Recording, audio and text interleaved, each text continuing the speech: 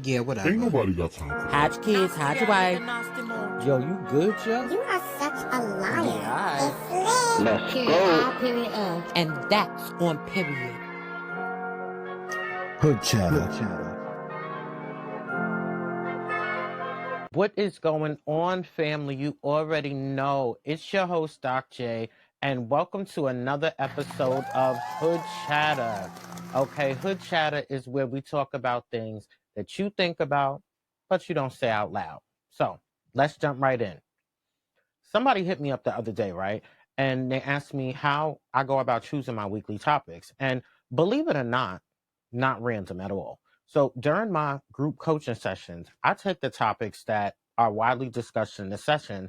And if they're brought up a lot, then that really lets me know if people are interested in them there, then the subject probably should be discussed. So some of the topics are developed as a result of situations going on in current events, or as you heard previously in other episodes, testimonials from individuals that I believe will really help the culture. So there are a few ways that I go about choosing my topics, and I'm open to suggestion. Take that. So if you have a suggestion that you would like me to touch on, or a testimonial that you would like to share, message me at The Hood Chatter on Facebook, Instagram, or TikTok, or you can go to my website and send me a message, and that's www.thehoodchatter.com. Okay? All right. Let's get into it. This week's topic is, do you really want to know? Do you really want to know? So, we always say that we want people to be honest, right? Don't bullshit me. Don't waste my time, right? Whether it's in a relationship, your friendships, or work, you expect everyone to operate in a space of truth and honesty, or as it said in the hood, keep it 100 and keep it real. But when it really comes down to it, is that something that we really want? Do we want the answers to the questions in our head, or some of the things that keep us up at night pacing the floors? All of those questions, do we really want answers to? Because if we admit it, we hang on to situations that we should have let go long time ago, or we stay in dead-end jobs because we become comfortable being comfortable, and we stay in relationships that we probably should have left and should have only lasted for a season. But if we're honest, we really only want to know people's thoughts and opinions of us if they're positive and if they're in direct line with what we think they should be, right? But the lines become blurred and relationships become destroyed when honesty does not pan out the way that you anticipate. All right? Let me say that again. The lines become blurred and relationships become destroyed when honesty does not pan out the way that you anticipate. And that's in your relationship, right? These questions always arise, especially when you're in a place of turmoil in your relationship. Do you still want to be with me? Do you love me? Do you like me? Do you want children? Do you like my family? Questions about whether or not your bedroom is satisfactory. And to even check in to see, listen, are we both on the same page? And these are really all things that we have thought about at some point or another, right? And there are some people that are direct, clear cut, and they don't have time for the bullshit. So asking the hard questions and receiving honest answers is easier for them. So I'm not talking to y'all. But the vast majority of people think of these questions as a source of conflict or confrontation. And most people attempt to avoid confrontation if possible. Because how many times have we invested too much into a relationship because we want the answers to questions that we're too afraid to ask, right? And this usually happens because, one, you're scared that the answers to difficult questions will end up in a breakup. Two, it could end up in being a long, dragged out argument that you're just not wanting to have. And then the third is you already know the answers to the questions. But many times we find ourselves in these do you want to know situations And we really already do know the answers to the questions that we're seeking, but we don't want to admit it, or we refuse to make decisions until we hear it out loud or receive some kind of concrete validation, which, if you admit, is really scary.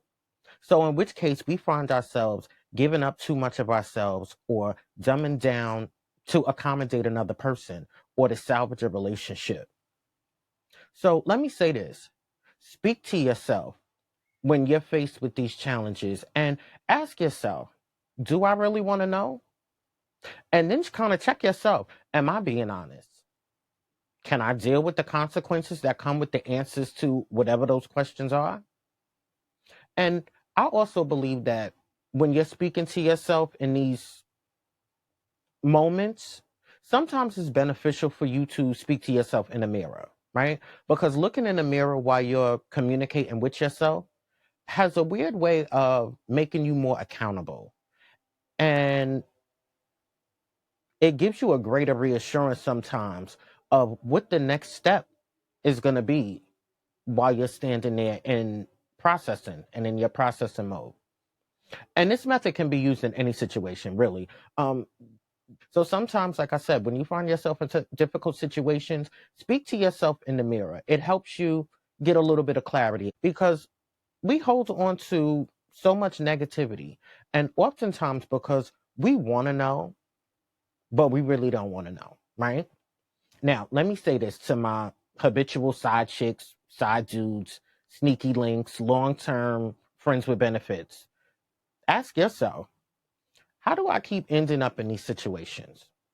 Or why can't we move from where we are to the next level? Why won't he wife me? Or is she ever going to leave her husband? Are we ever going to get serious or get married?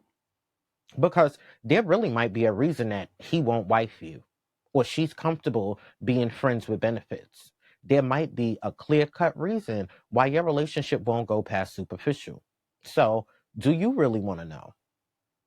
Could you handle the answer at that? Because there is always an answer, right? Sidebar. I said this before. People treat you how you treat yourself. Real talk. Now, that's relationships. Think about the intimate questions that govern our romantic relationships because you can't get back wasted time. Okay? Do you really want to know? Do you really want to know? Now, let's think about our honest friendships. Stop right now and think about that friend, and you know that friend I'm talking about, the one that makes you question your relationship with them all the time, but you for some reason just can't seem to let go of that toxic person. You know who I'm talking about. Like, you already know. Now, this is also a double-edged sword, right? Because you want to know what your friends and associates think about you. Oh shit, do you really want to know what they think about you, and do they really want to know what you think about them? But bear in mind, these things might not necessarily be negative, but oftentimes things that you might not want to hear because it presents you to yourself. And it oftentimes happens in a way that's unknown to you and can sometimes be hurtful to hear. Like, let's be real, right? Because everyone has been down this road, and I never want to be that person. But you know those friends, the ones you can't go out to eat with ever. Like, let me tell you something. If we're out eating and you act any kind of ratchet, and I do mean any kind of ratchet, I'm done. I'm done. If you start scrutinizing the bill or counting pennies, I'm done. My Lord, if you don't give a tip, I'm done. And let me put a pin in it there. We spend money on dumb shit. So explain to me how you could go out to eat, allow someone to serve you, expect good and timely, friendly service, but then don't want to give a tip? If that's the case, don't go out to eat because that is absolutely a disgrace. People in the restaurant industry make their living off of tips. The nerve of you. Like, I can't tell you how much that pisses me off. Like, really. For instance, let me give you for instance, real quick. I know everybody saw that video online about that girl at the restaurant. And then the bill came and she asked the waitress, what is gratuity? Because I didn't order that. My God, I thought I was going to die. Like, seriously die. Like, have you never been out before? Now, old girl is sitting there, hair done, nails done, everything did. But you never heard of gratuity? Like, this is a prime example of people you don't want to go out with. Or at least I wouldn't. But if you didn't hear it, you know I got the audio. So listen for yourself and then we'll pause so you can process the stupidity. All right. Who the fuck is gravity and why is it $44? Who is gravity? And why is it $44? It's the tip. The tip? Y'all didn't put that shit on there? That's crazy, right? Like, come on. And I didn't even touch on the fact that she said the word gratuity wrong. Well, shit, I guess I just did. But if you have a chance, go online and watch the video.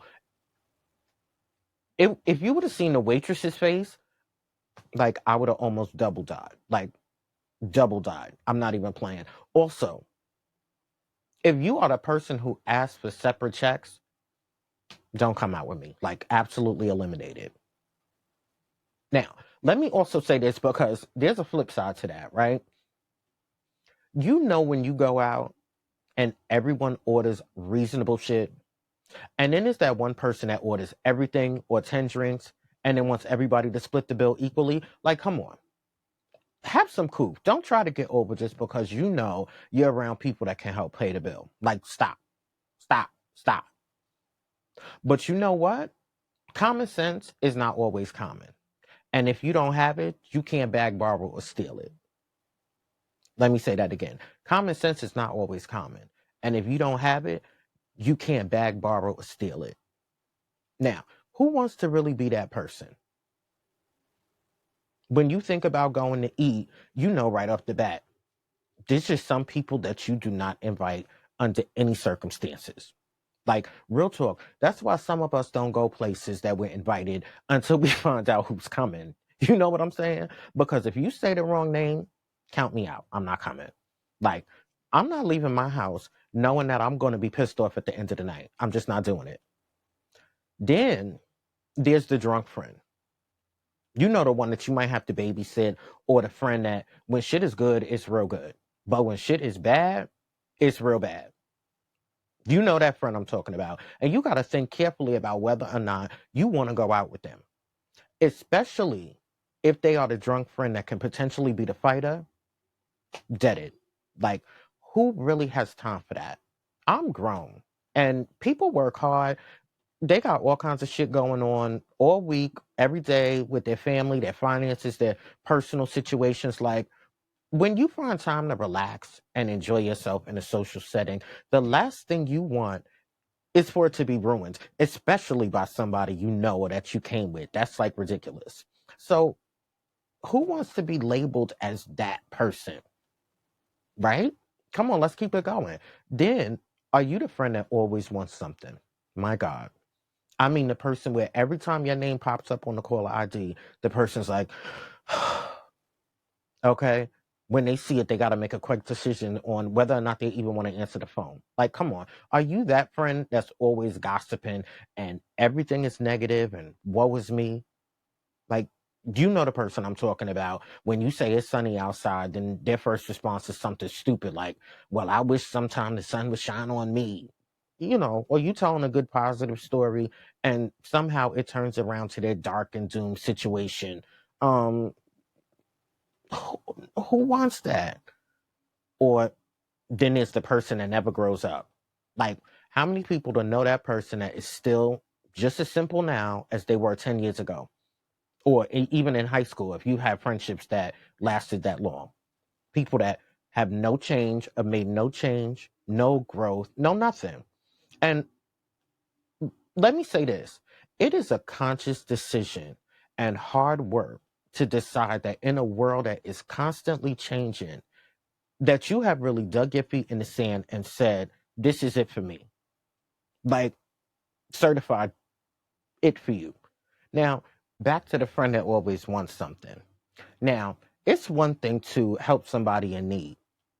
But it's a whole different thing for you to become somebody's second income or their immediate in case of emergency.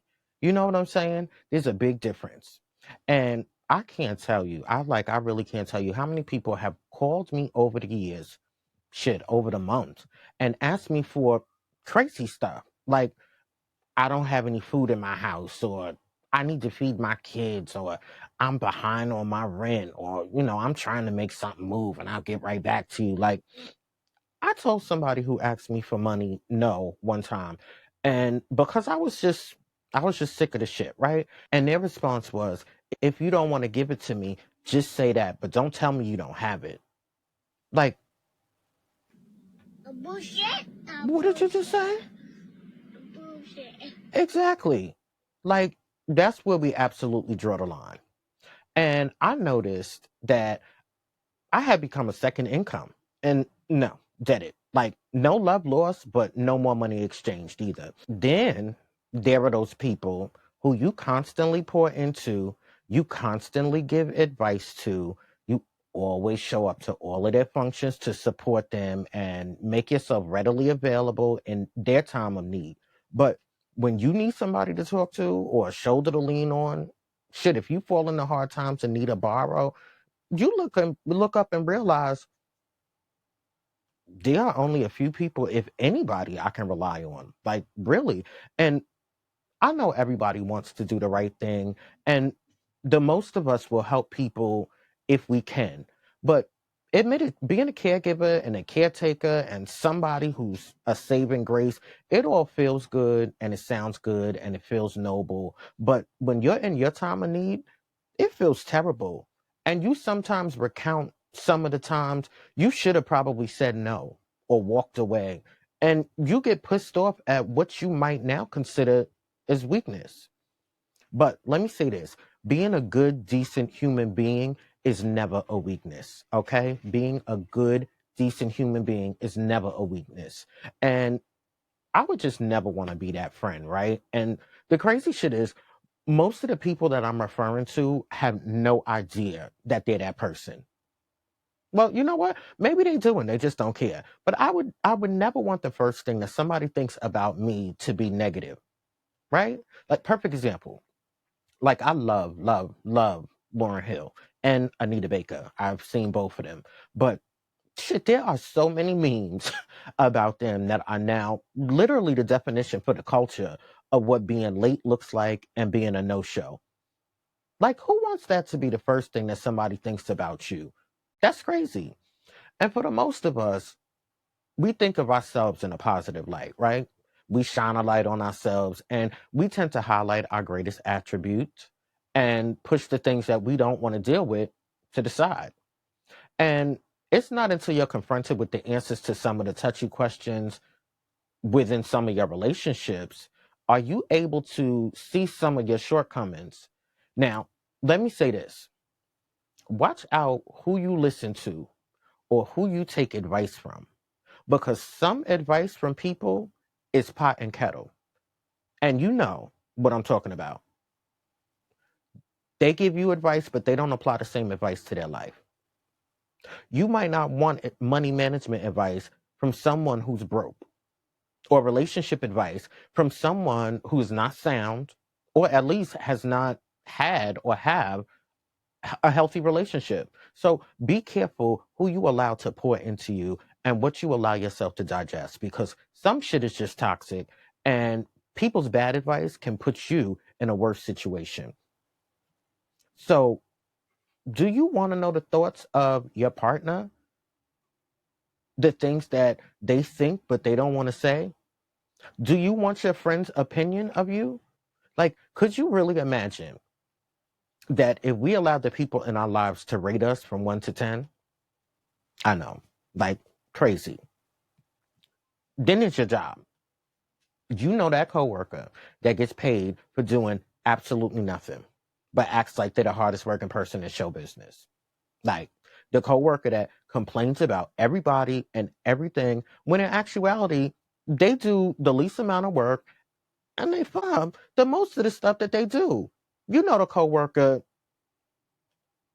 that as soon as you hear their voice or you find out you have to communicate with them, you think to yourself, you know what? If you want something done, you might as well just do it yourself. Like, that is horrible for your coworkers to think of you like that. And it also means that there's always a chance that you're close to being fired normally. That's in regular corporate jobs. And I can't lie, I have worked at some jobs where it seems like the less people do, the more they get rewarded, which is an absolute slap in the face to the other employees. But that's a whole nother story, right? A whole nother show.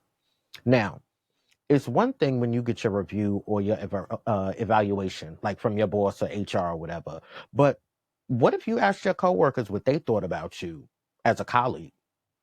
Like, are you that person that is always the topic of conversation? Do you not pull as much weight as you thought? Or do people at work now even want to work with you? Do you really want to know? Do you really want to know? Now, I know some people will say, oh, I don't give up what people say about me, and, what they eat don't make me shit, or do they pay my bills kind of thing. And that's great, right? In the right context. But most of us do care what people think about us, especially when it comes to our romantic relationships or friendships and our work relationships. So I ask you, do you really want to know?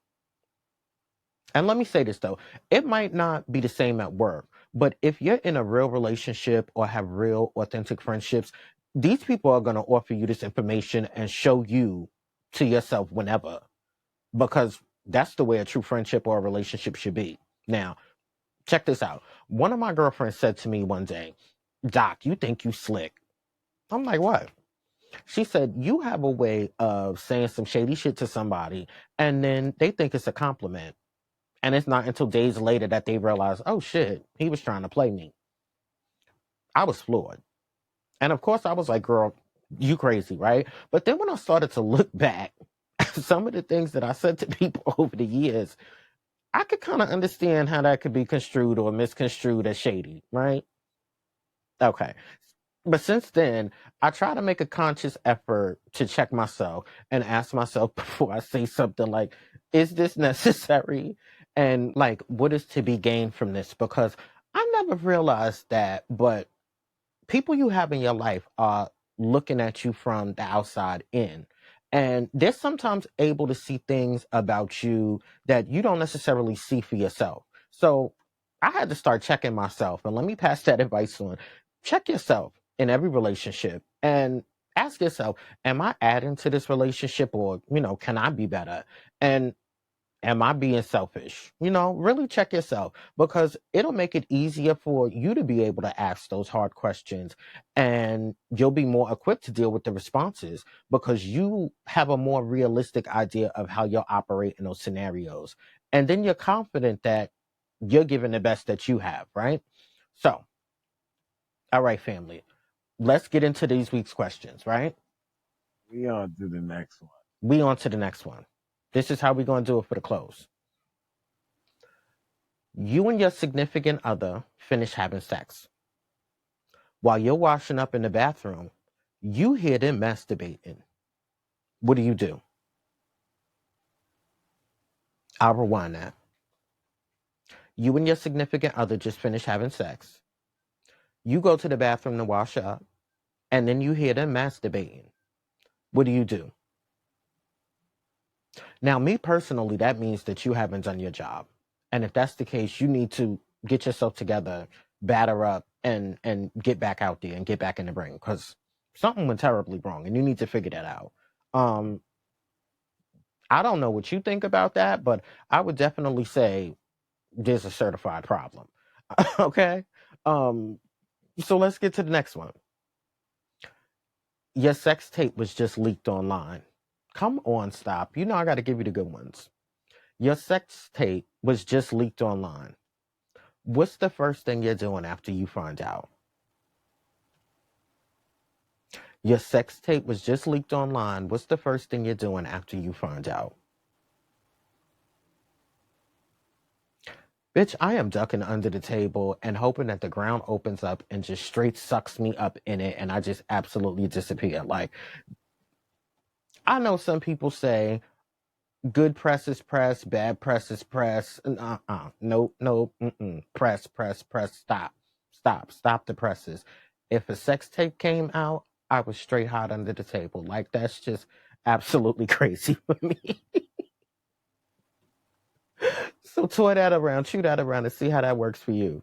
Okay? Last question before we take it out. If I interviewed your exes, what would they say about you?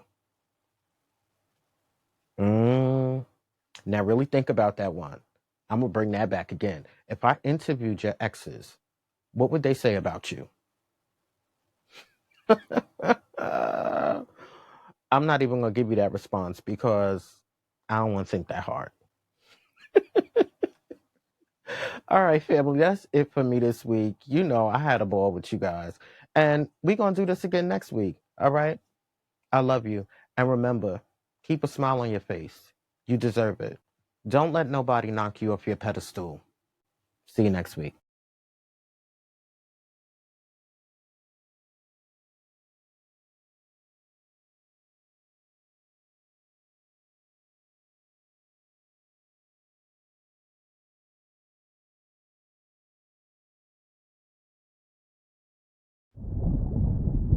Need someone to talk to?